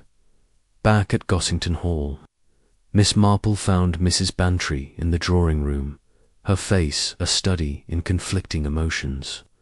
"Jane, Slack told me about the telephone call," she said, her voice low. "He wouldn't say who made it, but I can guess. Ellen, isn't it? Oh, I feel such a fool. She's been under our roof, handling our things, and all the while she sank into a chair, her hands covering her face. Miss Marple, settling beside her, spoke gently. "You're no fool, Dolly. Deception is a craft, and Ellen is a master of it. But she's not infallible. That call was her mistake, and we'll use it to bring her down." She outlined the next step, to confront Ellen with Poole's arrest. But not directly. Instead, they would let the maid overhear a conversation about Poole's refusal to name his partner, planting the seed that her own exposure was imminent. The pressure, Miss Marple believed, would force Ellen to act, perhaps to flee, perhaps to hide the stolen goods, revealing her guilt in a way that could not be denied. Colonel Bantry, summoned from his study, was apoplectic at the news. Ellen, that slip of a girl, he roared, his moustache quivering. By Jove, I'll have her marched out of here myself. Miss Marple, with her quiet authority, calmed him, explaining that premature action would alert Ellen and ruin their chance to recover the stolen items. We need proof, Colonel, she said, and we need the brooch and cufflinks. They're likely hidden somewhere in the house, where only Ellen would know to look. The Colonel, though reluctant, agreed, and the plan was set. That afternoon, Mrs. Bantry, in the dining room where Ellen was laying the table, spoke loudly to Miss Marple about Poole's arrest. Slack says they've got the man in Glenshire, she said, her voice carrying, caught with a stolen watch, but he won't name his partner. They're searching his rooms now, and heaven knows what they'll find. Ellen, arranging napkins, faltered, a glass slipping from her hand and shattering on the floor. Ma'am, I'm so sorry, she said, her voice trembling as she knelt to gather the fragments. Miss Marple, watching closely, noted the pallor of her cheeks, the way her eyes darted to the door. The maid's composure was cracking, and Miss Marple knew the moment was near. She suggested a discreet search of Ellen's room to be conducted. While the maid was occupied with evening duties, Mrs. Bantry, though hesitant, agreed, and Colonel Bantry, eager to act, volunteered to stand guard. That evening, as Ellen served dinner in the dining room, Miss Marple and Mrs. Bantry slipped upstairs to the servants' quarters. Ellen's room was small and Spartan, its contents meticulously ordered, a narrow bed, a dresser, a single chair. Miss Marple, with the methodical care of a naturalist, examined each item, her fingers probing for hidden compartments in the dresser. Beneath a stack of neatly folded handkerchiefs, she found a Booker-worn copy of The Vicar of Wakefield, its cover unremarkable, but when she opened it, the pages were hollowed out, forming a cavity just large enough to hold small objects. Inside, wrapped in a scrap of velvet, were Mrs. Bantry's emerald brooch and Colonel Bantry's gold cufflinks, their gleam unmistakable. Mrs. Bantry gasped, her hand flying to her mouth. "Jane, you were right," she whispered. "All this time, right under our noses." Miss Marple, replacing the book exactly as she'd found it, nodded. "We have what we need, Dolly, but we mustn't act yet. Ellen must believe she's safe, or she'll slip away. Tomorrow we'll confront her with Slack present and Poole's confession to seal her fate." Her voice was calm, but her eyes gleamed with the satisfaction of a puzzle nearly solved. She thought of a case from her nephew Raymond's circle, where a governess had hidden stolen pearls in a similar hollowed book, her downfall coming when she panicked under questioning. Ellen, she suspected, would be no different. As they descended the stairs, Miss Marple's mind turned to the final act. Poole's arrest, Ellen's call, the hidden loot, all were threads in a tapestry of deception, and the maid was its weaver. The false confession had done its work, pushing Ellen to reveal her fear, and the search had provided the proof. Now only the unmasking remained, and Miss Marple, with her quiet tenacity, was ready to pull the final thread. She recalled a saying from her old friend Sir Henry Clithering: "The cleverest criminals are undone by their own cleverness." Ellen Carter, with her perfect manners and her perfect lies, was about to prove him right. Chapter 8. The unmasking. The dawn broke over St. Mary Mead with a clarity that seemed to mirror the resolution drawing near at Gossington Hall, the village. still buzzing with the arrest of Reggie Poole and the lingering mystery of the thefts, had no inkling of the drama poised to unfold. The emerald brooch, the gold cufflinks, and the glass bauble from the fete had cast a long shadow, tainting the villagers' peace with suspicion. Tom Rigg and Jimmy Brown, unjustly accused, bore the weight of public scorn, while Inspector Slack, emboldened by Poole's capture, believed the case all but solved. Yet Miss Jane Marple, with her unassuming air and piercing insight, knew the true culprit remained at large, hidden behind a mask of perfection. Ellen Carter, the maid whose efficiency had won the Bantry's trust, was the linchpin of the thefts, and the discovery of the stolen goods in her room, concealed in a hollowed-out book, had given Miss Marple the proof she needed. Now, with Reggie Poole in custody and Ellen's late-night call betraying her fear, the stage was set for the final act, the unmasking of the perfect maid. Miss Marple rose early, her cottage bathed in the soft light of morning. She dressed with care, choosing a navy coat and a hat with a discreet velvet band, her knitting basket tucked under her arm as she set out for Gossington Hall. The plan, conceived in the quiet hours of the previous night, was simple but precise. To confront Ellen in the presence of the Bantrys and Inspector Slack, using Poole's confession and the recovered loot to dismantle her façade.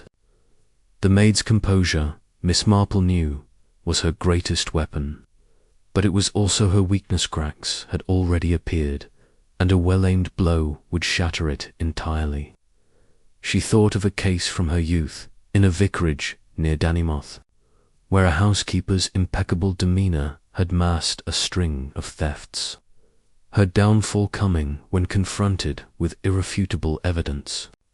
Ellen, she suspected, would follow a similar path. At Gossington Hall, the household was a study in contrasts. Mrs. Bantry, pale and resolute, moved through the morning room with a forced calm, her hands arranging flowers as if to anchor her nerves. Colonel Bantry, his temper barely contained, paced the hall, muttering about betrayal and the need for justice.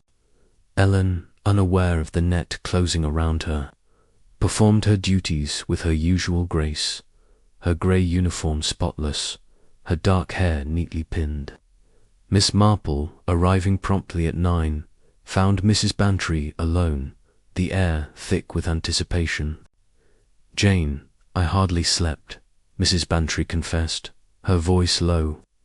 "Those things in Ellen's room, the brooch, the cufflinks, it's unthinkable. But what if she denies it? She's so convincing."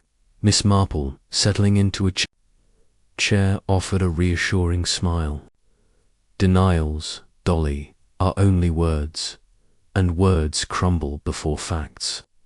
We have the stolen goods, Poole's arrest, and Ellen's own actions to damn her. Trust me, she'll have no escape." Her tone was gentle, but her eyes gleamed with the quiet certainty of a hunter nearing her quarry. She outlined the plan to gather the household in the drawing-room, where Inspector Slack would present Poole's confessioner document secured that morning, detailing his role as a fence for stolen goods. Miss Marple would then reveal the discovery in Ellen's room, pressing the maid to explain herself. The confrontation, she believed, would force Ellen to falter, her carefully crafted persona unravelling under scrutiny. Colonel Bantry, summoned from his pacing, was eager to proceed. "By Jove, Jane, you've got her dead to rights," he said, his moustache bristling. "I want that girl out of my house, and I want my cufflinks back where they belong." His indignation was tempered by Miss Marple's calm insistence on restraint. "We must be measured, Colonel," she said. "Ellen is clever, and a cornered creature is dangerous. Let her believe she has a chance to talk her way out. Tit will be her undoing." Inspector Slack arrived at 9:30, his notebook bristling with self-importance. He carried a typed statement from Reggie Poole, extracted after hours of questioning in Glenshire. "He's a tough nut," Slack said, settling into the drawing room with a grunt, "but he cracked in the end. Admits to receiving stolen goods jewelry, silver, the lot from a contact in St. Mary Mead. Won't name her mind, but says she's a servant, young, dark-haired. Fits your maid like a glove, Mrs. Bantry." He glanced at Ellen, who was arranging a tray of coffee in the corner, her movements smooth but her eyes wary. Mrs. Bantry, clutching a handkerchief, nodded, her resolve hardening. "Let's get this over with," she said, her voice steady despite the tremor in her hands. At Miss Marple's suggestion, the household was summoned. Mrs. Eccles, the cook, wide-eyed and curious. Betty, the scullery maid, fidgeting nervously. And Ellen, who entered last, her face a mask of polite inquiry. The drawing room, with its heavy curtains and polished furniture, felt like a stage, the tension palpable as the players took their places. Inspector Slack began, his voice booming with authority. "We've made progress in the thefts," he said, holding up Poole's statement. "A man named Reggie Poole, arrested in Glenshire, has confessed to handling stolen goods from this very house. He's named his contact a young woman, a servant, working right here at Gossington Hall." He paused, his eyes sweeping the room. Lingering on Ellen, the maid stood by the sideboard, her hands clasped, her expression one of mild concern. But Miss Marple noted the slight tightening of her lips, the faint flush at her throat. Mrs. Bantry, prompted by a nod from Miss Marple, spoke next.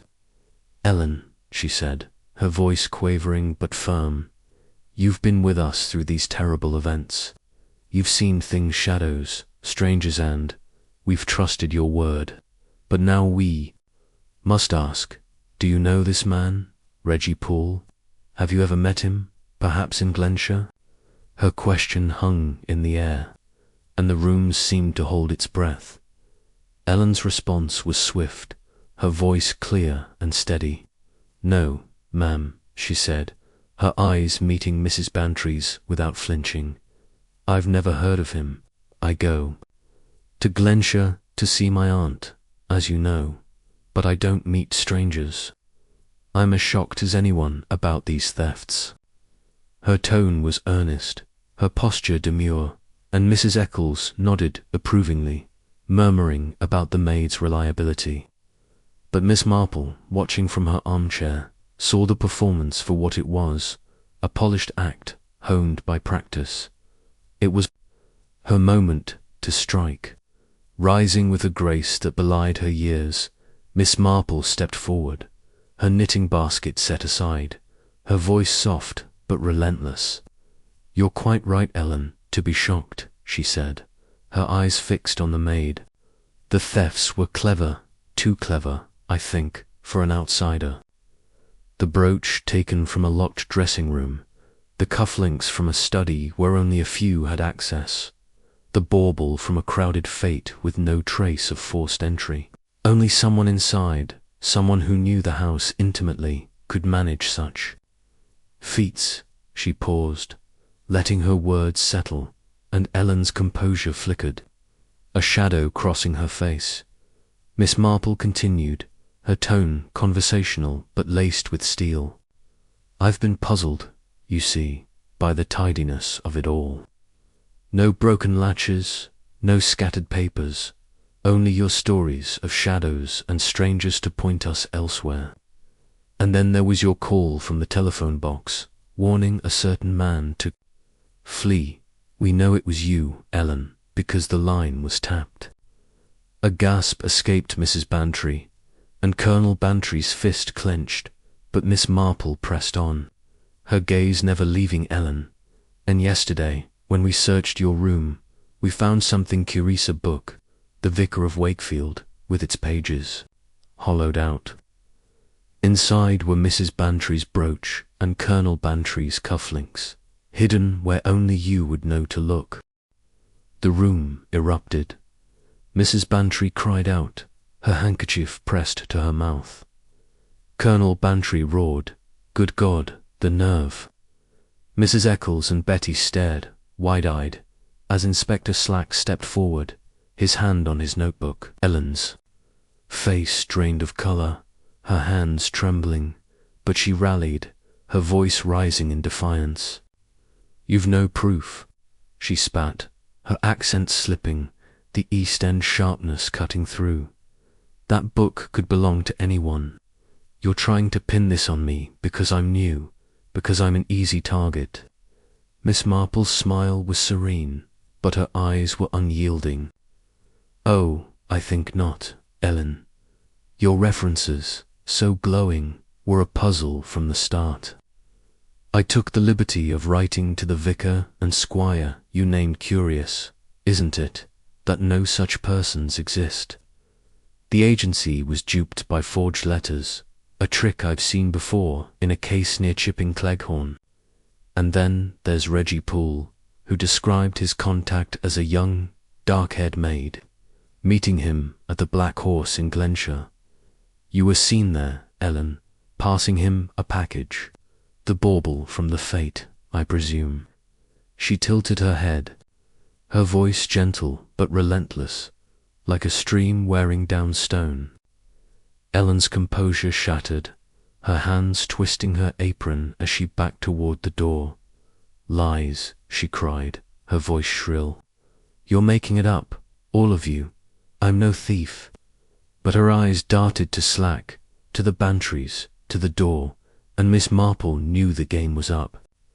The maid's defiance was a last, desperate stand, and it crumbled as Slack produced Poole's statement, reading aloud the description of his accomplice as servant, planted in wealthy homes to steal and pass goods to a London ring. Colonel Bantry, his face purple, stepped forward. "You've betrayed our trust, girl," he said, his voice shaking with fury. "Under our roof, eating our bread, and all the while plotting." Mrs. Bantry, tears in her eyes, turned away, unable to meet Ellen's gaze. Mrs. Eccles muttered about wickedness, while Betty shrank back, her hands covering her mouth. Slack, sensing his moment, took charge. "Ellen Carter, you're under arrest for theft and conspiracy," he said, his tone crisp. "Anything you say can be used against you." He signaled to a constable waiting in the hall, who stepped forward with handcuffs. Ellen, her defiance spent, sagged against the sideboard, her eyes wild but defeated. "You'll regret this," she muttered, but the fight had gone out of her, and she allowed herself to be led away, her head bowed. The drawing room fell silent, the weight of the revelation settling over the household like dust. Mrs. Bantry, sinking into a chair, wept softly, her trust in her perfect maid shattered. Colonel Bantry, his anger giving way to bewilderment, muttered about the state of the world. Miss Marple, resuming her seat, picked up her knitting, her needles clicking softly as she spoke. "It's a sad business," she said, her voice gentle but deception, like a poorly spun thread. "Always unravels in the end. Ellen was clever, but cleverness alone is no match for the truth." Mrs. Bantry, wiping her eyes, looked to her friend with gratitude and awe. "Jane, how did you know? From the start, you saw through her when we were all so blind." Her voice was thick with emotion, and Miss Marple, pausing her knitting, smiled. "I saw only what was there, Dolly," she said. Ellen's perfection. Was her flaw too polished, too precise, like a painting with no imperfections? And the thefts, so neat, so calculated, could only come from someone inside, someone who knew every corner of this house. I thought of a case from my nephew's parish, where a butler used his flawless service to mask his crimes. The pattern was the same, and Ellen fit it too well to ignore. She resumed her knitting, her movements steady, as if the unmasking had been no more than a morning's work. Inspector Slack, lingering by the door, cleared his throat. "Well, Miss Marple, I'll give you this, you've got a nose for trouble," he said, his tone grudging but respectful. Paul's confession, the telephone call, the book, it all adds up. We'll have the ringleaders in London next. Mark my words. He snapped his notebook shut, a rare smile tugging at his lips, and took his leave to oversee Ellen's transport to the station. As the household began to settle, Mrs. Bantry turned to Miss Marple, her voice hesitant. "Jane, do you think we'll ever feel safe again? After this, I mean knowing someone we trusted could do such a thing." Her hands twisted her handkerchief, and Miss Marple, setting aside her knitting, reached out to pat her arm. "Trust, my dear, is like a garden," she said. "It takes time to grow, and sometimes it's uprooted by weeds. But with care, it blooms again. You and Arthur have good hearts, and St. Mary Mead is stronger than one thief's betrayal." Her words, simple but sincere, brought a faint smile to Mrs. Bantry's face, and the two women sat in companionable silence, the morning light streaming through the windows outside. The village went about its day, unaware of the drama that had just concluded. Tom Rigg and Jimmy Brown would soon be cleared, their reputations restored, and the gossip would turn to new matters: a wedding, perhaps, or the vicar's latest sermon. But for Miss Marple, the case was a reminder of a truth she had long held, that evil, however cleverly disguised, could not withstand the patient pursuit of justice. She thought of her old friend, Sir Henry Clethering, who had once said that the most dangerous criminals were those who seemed least likely to be guilty. Ellen Carter, with her perfect manners and her hidden book, had proven him right.